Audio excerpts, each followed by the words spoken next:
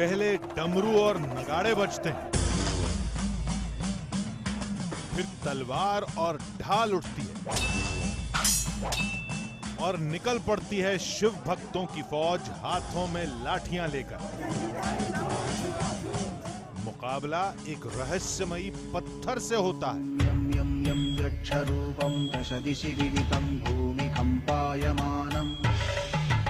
जो हर साल एक ही मौसम में एक ही वक्त में अपना आकार बढ़ाता है, और हर साल शिव भक्तों का ऐसा ही मेला उस पत्थर पर टूट पड़ता है।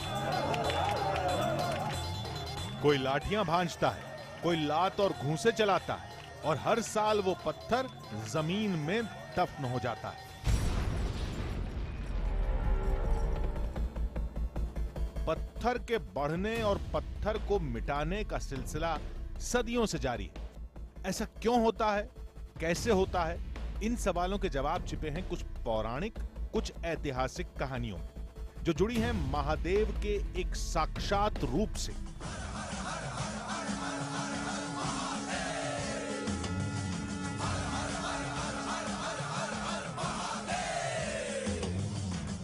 काशी और कैलाश जितने पवित्र धाम से एक राजकुमार और एक राजकुमारी की प्रेम कहानी से, दो सेनापतियों के भीषण युद्ध से, और एक युगों पुरानी परंपरा से। आज चलते हैं महादेव के एक अलौकिक धाम में। आज नापते हैं उस रहस्यमयी पत्थर को।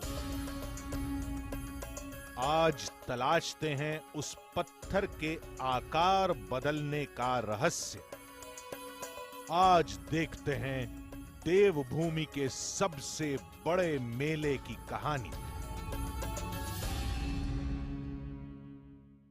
एक था राजा, एक थी रानी, दोनों मर गए और शुरू हुई एक रहस्यमय कहानी। जी हां, उस रहस्यमयी शिला की कहानी का एक रिश्ता महादेव के उस पवित्र धाम से है, और दूसरा पहाड़ों की एक दिलचस्प प्रेम कहानी से भी। आज हम आपको शिव के उस दरबार में ले चलेंगे जिसे दक्षिणकर धाम कहते हैं। दक्षिणकर इसलिए क्योंकि वहां पर आज भी महादेव के दाहिने हाथ की निशानियां मौजूद हैं। स्कंद पुराण में कहा गया है कि काशी में गुजारा गया एक महीना और उस धाम में गुजारा गया एक दिन बराबर का पुण्य देते हैं। हम आपको उत्तराखंड के राजा मालूशाही और राजकुमारी राजुला की मशहूर प्रेम कहानी भी दिखाएंगे, और साथ ही पड़ताल करेंगे उस रहस्यमय पत्थर की जो हर साल एक ही वक्त पर अपना आकार बदलता है।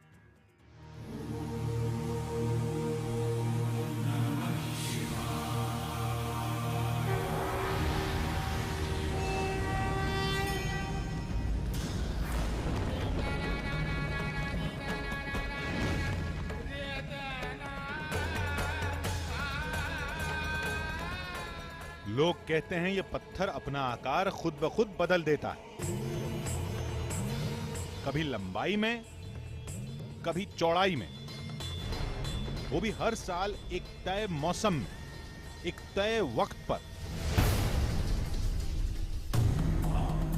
कहानी थोड़ी अजीब है और बेहद उलझी हुई। महादेव शिव शंकर शंभु, महादेव शिव शंकर शंभु, क्योंकि इसका रिश्ता है महादेव शिव से, एक राजा और एक रानी से, दो सेनापतियों के युद्ध से,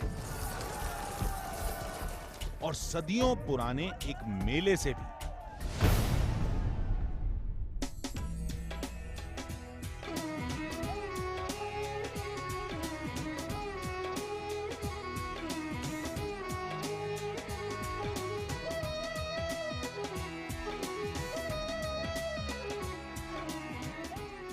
एक राजा, एक प्रेम कहानी और एक रहस्यमयी पत्थर। नमस्कार, मैं शीतल नांदल।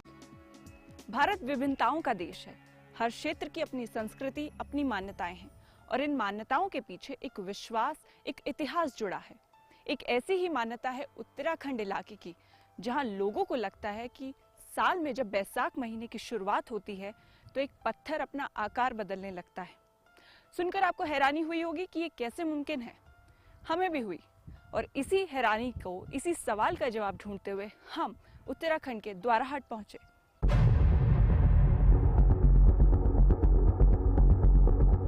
हमने इस कहानी को समझने का सिलसिला भी वहीं से शुरू किया जहां से इस कहानी की शुरुआत होती है।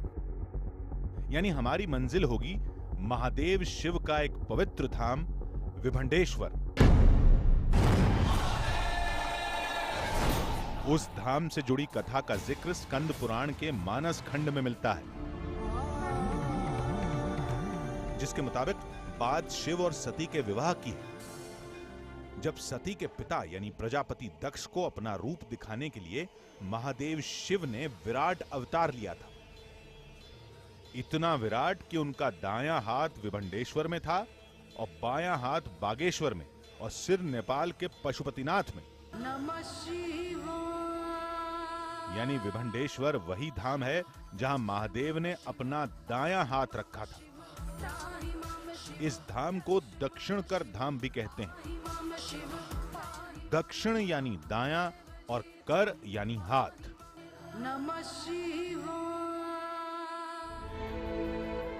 पता चला कि इस धाम का निर्माण 5000 साल पहले हुआ था, यानी पांडवों के वक्त में। माना जाता है कि अज्ञातवास के दौरान जब पांडव इन पहाड़ियों पर आशियाना तलाश रहे थे तो उन्हें महादेव के इस रूप की जानकारी मिली और उन्होंने इस धाम का निर्माण शुरू किया। पांडव जब अपने अज्ञातवास और वनवास और अज्ञातवास में इधर बैराट नगरी सामने इधर पड़ती है, तो वहाँ जब आए होंगे तब उन्होंने कहते हैं कि एक रात्रि में ही सारे मंदिरों का निर्माण करवाया। पांडवों के अज्ञातवास का कुछ समय यहाँ बीता, तो उनका अपना लक्ष्य था, जितना समय भी उनको यहाँ पर रहना है, कि प्रतिदिन एक मंदिर और एक नौले का निर्माण उन्होंने करना है। अब बारी थी महादेव के उस अद्भुत रूप को करीब से देखने की। ये वही प्रसिद्ध विभांडेश्वर मंदिर है जिसके बारे में कई किस्से, कई कहानियां हैं। सबसे बड़ी प्रचलित कहानी जो है वो इसकी शिवलिंग को लेकर है। लोगों का मानना है कि भगवान शिव जब यहाँ विश्राम कर रहे थे तब उनका दाहिना हाथ यहाँ रखा गया। कुछ इस तरह से दाहिना हाथ उन्होंने विश्राम के वक्त रखा, जिसका आकार यहाँ की शिवलिंग ने ले लिया। इसकी लोग पूजा करते हैं। शिव यहाँ के आराध्य देव हैं। इस शिव रूप को गौर से देखें तो ये कहानी सच दिखाई देती है। माना जाता है कि जिस जगह पर शिव का दाहिना हाथ था, ठीक उसी जगह पर यह शिवलिंग स्थापित है। इस पूरे इलाके के लिए धाम साक्षात महादेव का वरदान है। हर शुभ काम की शुरुआत इसी धाम से होती है। इसी धाम से जुड़ा है वो स्यालदे बिखोती मेला और इसी धाम से रिश्ता है उस चमत्कारी पत्थर का भी, जो हर साल अपना आकार बदल रहा है।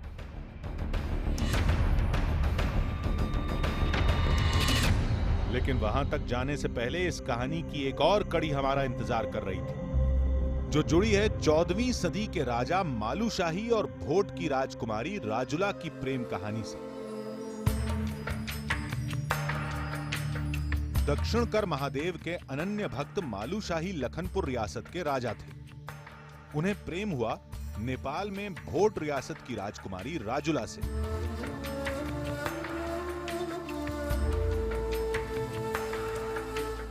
एक जमाने में इन दोनों रियासतों के बीच दोस्ताना हुआ करता था, लेकिन वक्त के साथ बात बिगड़ गई।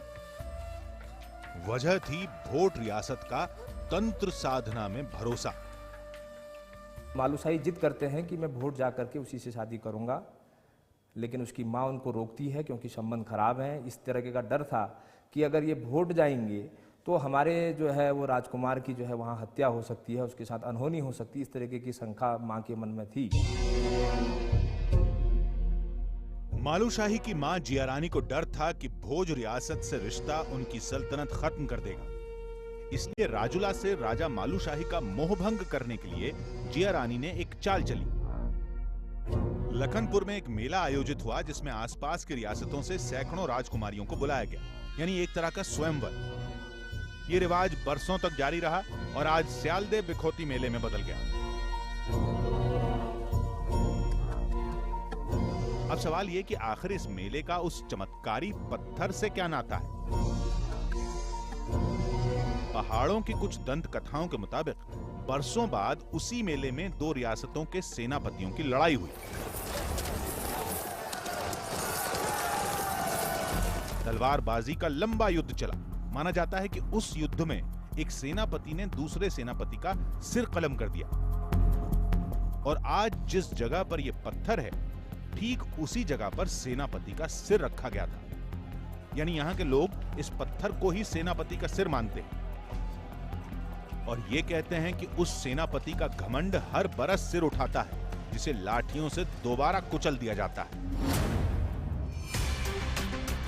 हमारे लिए ये सब कुछ सिर्फ दंत कथाएं थी, इससे ज्यादा कुछ भी नहीं। लेकिन इस बात में दिलचस्पी जरूर थी कि आखिर कोई पत्थर हर साल एक ही वक्त पर अपना आकार कैसे बदलता है। इसके लिए जरूरी था कि इस साल हम भी उस मेले में शामिल हों, उन परंपराओं को करीब से देखें, उस पत्थर की पूरी पड़ताल की जाए और दुनिया के सामने एक ऐसी कहानी लाई जाए जो आज तक दंत कथाओं की आड़ में छिपी थी।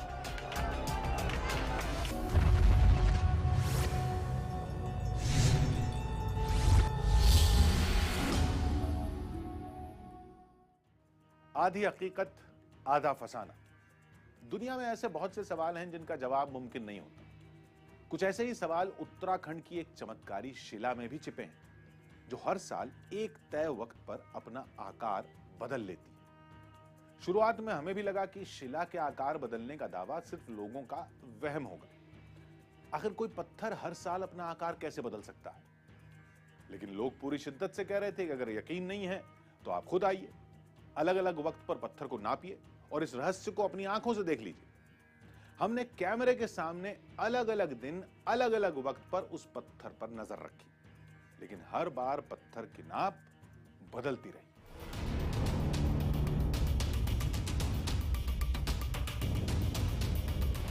द्वारा हाट का बाजार और बाजार के बीचों बीच खड़ा वो रहस्यमयी पत्थर।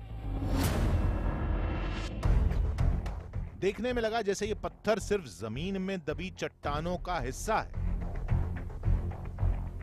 लेकिन जो दिख रहा था वैसा था नहीं। मेला शुरू हो इससे पहले हमने इस पत्थर की नापतोल करने का फैसला किया, ताकि यह पता चले कि क्या अगले 2 दिन में इसका आकार वाकई बदल जाएगा। पत्थर हालांकि जो है अनइवन है, हम आपको दिखाएं। यहाँ पर अगर हम स्केल रखें और इससे नापने की कोशिश करें तो ये देखिए, इसके आसपास जब हम उंगली रखते हैं तो ये पीछे की हाइट के हिसाब से अगर इसे नापें तो ये तकरीबन 7 सेंटीमीटर के आसपास आ रहा है यहाँ से। अब थोड़ा दूसरी तरफ जाकर देखें, यहाँ पर जहाँ ये थोड़ा सतह नीची है तो यहाँ ये 6.5 सेंटीमीटर और 6 के बीच के आसपास आ रहा है। अब लोगों का कहना है, यहाँ के लोगों की मान्यता है कि जब मेला शुरू होता है, स्यालदे बिखोती जो मेला है, उसकी शुरुआत के बाद इसकी जो आकार है वो बढ़ने लगता है, इसके आकार में बदलाव आ जाता है। इसीलिए हम मेले से पहले इसको नाप रहे हैं और मेला जो शुरू हो जाएगा उससे एक बार फिर से पहले नापेंगे, ये देखने के लिए कि क्या सचमुच कोई बदलाव आता है या ये एक महज लोगों के बीच कोरी कल्पना है।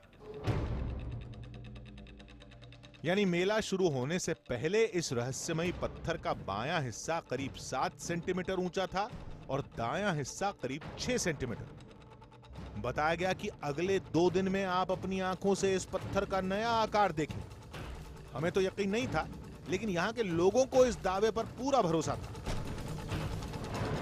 जब नगरे ढोल नगाड़ों के साथ यहाँ रणबांकुरे आते हैं, ओड़े भेटने की जब रस्म होती है, उस समय ये निश्चित रूप से ये बढ़ता हुआ प्रतीत होता है। बढ़ेगा, आप देखेंगे, आपको लगेगा कि ये और धीरे धीरे बढ़ेगा और जब वो मेला समाप्त हो जाएगा फिर ये धीरे धीरे अपने पीछे की ओर हटते जाएगा।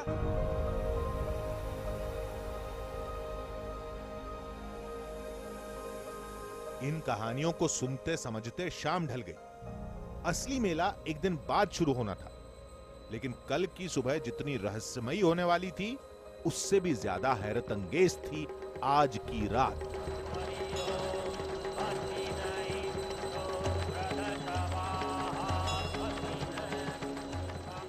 दक्षिणकर महादेव के दरबार में हजारों का हुजूम जुटा था। आसपास के तमाम गांवों से लोग हाथों में ध्वजा और तलवारें लेकर पहुंचे थे।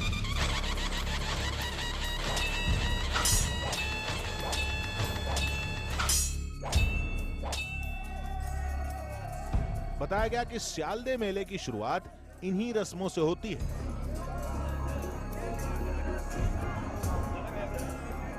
सुबह की पहली रोशनी के साथ उस रहस्यमयी पत्थर को दोबारा जमीन में दफनाने से पहले दक्षिणकर महादेव की पूजा की जाती है।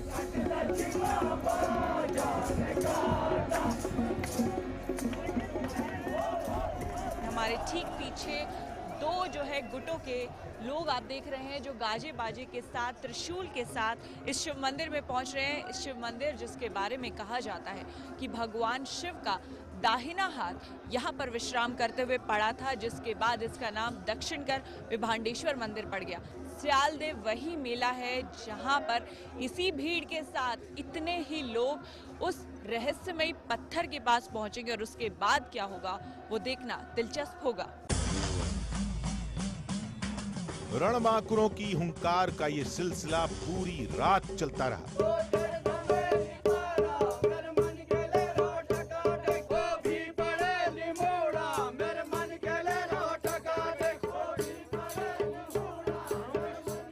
कहीं पारंपरिक लोकगीत गाए जा रहे थे तो कहीं तलवारबाजी का अभ्यास चल रहा था।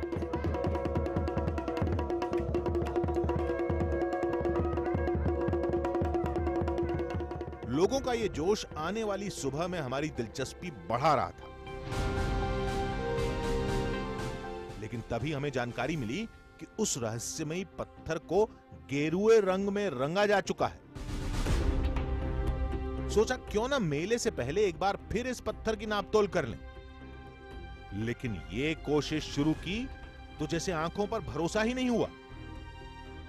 ओड़ा जो मार्केट के ठीक बीचों बीच स्थापित किया गया है, इसके पास हम लोग पहुंचे हैं और आज हम इसे एक बार फिर से नापेंगे। जब हमने पिछली बार इसे नापा था तो ये 7 सेंटीमीटर के आसपास था, लेकिन अब इसे एक बार फिर से हम उसी जगह से नापेंगे जब हमने कल नापा था।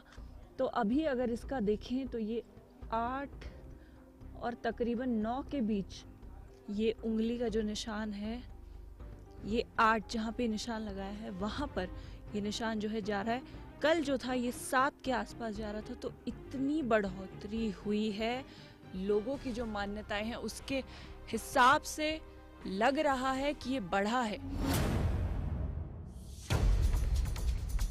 जो सामने था उस पर यकीन करना बहुत मुश्किल हो चुका था। कहीं इस पत्थर की ऊंचाई नापने में हमसे कोई गलती तो नहीं हुई, इसलिए हमने दोबारा कोशिश की, लेकिन नतीजा वही रहा। मतलब कुछ घंटे पहले तक ये पत्थर सिर्फ 7 सेंटीमीटर ऊंचा था। इसकी पड़ताल हमने खुद कैमरे के सामने की थी, लेकिन रात होते होते ये पत्थर करीब 8 सेंटीमीटर तक पहुंच गया। यानी कुछ घंटों में ही इसकी ऊंचाई करीब 1 सेंटीमीटर बढ़ गई। शुरुआत में लगा ये सब कुछ इसलिए क्योंकि पत्थर पर गेरुआ लेप लगाया गया है, लेकिन पत्थर के अचानक 1 सेंटीमीटर बढ़ जाने की सिर्फ इतनी वजह नहीं हो सकती। क्या वजह है बढ़ने की? देखिए, इसकी बढ़ने की वजह कई कहा जाता है कि हमारे बड़े बुजुर्गों पूर्वजों ने हमें ये बताया है कि इसका घमंड बढ़ता है, और आगे देखना, कल देखना इसके साथ क्या होता है। स्यालदे मेले के आखिरी दिन भारी तादाद में लोग आएंगे, नाचते बजाते ढोल नगाड़ों के साथ यहाँ पर पहुँचेंगे। तलवारबाजी का जो शलंकार जिसको बोलते हैं वो एक बार फिर से देखने को मिलेगा। और ये जो पत्थर है, कल वो इसके पास पहुँचेंगे और उसके बाद क्या होगा ये हम भी जानना चाहते हैं। आखिर क्या होगा? क्या सचमुच ये पत्थर बड़ा है? क्या हमने जो देखा, क्या हमने जो तय किया वो सच है? और अगर है तो क्या एक बार फिर से ये घटेगा? जो कुछ हुआ कैमरे के सामने हुआ, लेकिन फिर भी इस पहेली का हमारे पास कोई जवाब नहीं था। हमने फैसला किया कि मेला खत्म होने के बाद हम इस रहस्य को किसी भी कीमत पर सुलझाएंगे। सुबह होने में वक्त था, इसलिए हमने देश भर में ऐसी घटनाओं की पड़ताल शुरू की। पता चला कि ऐसे करिश्मे कई जगह मिलते हैं। सबसे बड़ा अजूबा है छत्तीसगढ़ का भूतेश्वर महादेव मंदिर। माना जाता है कि इस मंदिर का ये अद्भुत शिवलिंग हर साल महाशिवरात्रि के दिन अपना आकार बदल लेता है। यहाँ के पुजारी, यहाँ के भक्तों का दावा है कि उन्होंने अपनी आंखों से इस शिवलिंग को बढ़ते हुए देखा है। ये सिर्फ कही सुनी बातें नहीं हैं, बल्कि इससे जुड़े तमाम दस्तावेज भी हैं। 1952 में छपी एक किताब कल्याण तीर्थांक में इस शिवलिंग की ऊंचाई 35 फीट और इसकी गोलाई करीब 150 फीट लिखी गई। लेकिन 1978 के कुछ दस्तावेजों में इसकी ऊंचाई 40 फीट, 1987 में 55 और 1994 में 62 फीट बताई गई। आप जानकर हैरान रह जाएंगे कि वर्तमान में यह शिवलिंग करीब 80 फीट ऊंचा है और इसकी गोलाई है करीब 300 फीट। यानी 1952 से अब तक यह शिवलिंग आकार में करीब दुगना हो चुका है। कुछ ऐसा ही रहस्य राजस्थान के रणथंभौर में इस गणेश मंदिर का भी है। यहां के लोग दावा करते हैं कि गणेश जी की यह प्रतिमा हर साल अपना आकार बढ़ा रही है।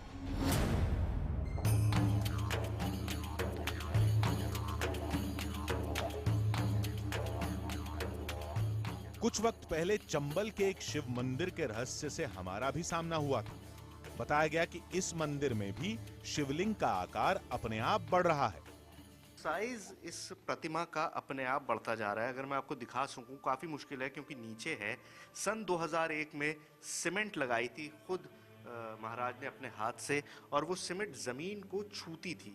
ये आप देख रहे हैं उस सीमेंट के अवशेष हैं, और ये ज़मीन से अब इतना ऊंचा उठ चुके हैं, मेरी उंगली इसके नीचे जा पा रही है। ऐसे तमाम उदाहरण और भी हैं, लेकिन द्वारा घाट के इस रहस्यमयी पत्थर की कहानी इन सब से अलग है। पहेली थोड़ी उलझी हुई है और इस पहेली से जुड़े हैं कई सवाल भी कि क्या यह पत्थर वाकई चमत्कारी है? क्या इस पत्थर का कोई रिश्ता महादेव के उस पवित्र धाम से भी है?